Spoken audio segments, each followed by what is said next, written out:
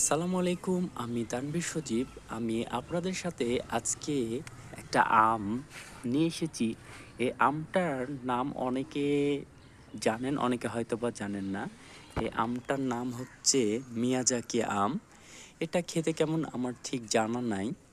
আমি এই গাছটাকে লাগিয়েছিলাম অনলাইন থেকে কিনে যে এর আমগুলো নাকি অনেক সুন্দর এবং এগুলা বিদেশি জাত।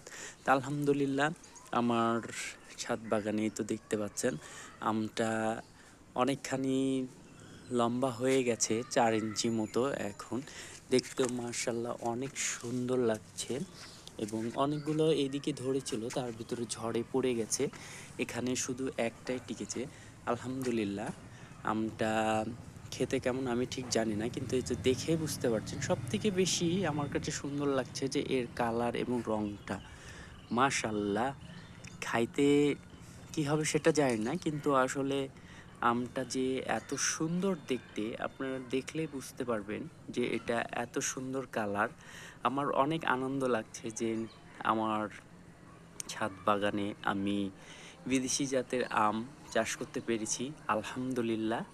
এবং দেখা যাক আমটা যখন প্রাপ্তবয়স্ক হবে তারপরে খেয়ে দেখব এবং আপনাদের সাথে শেয়ার করব।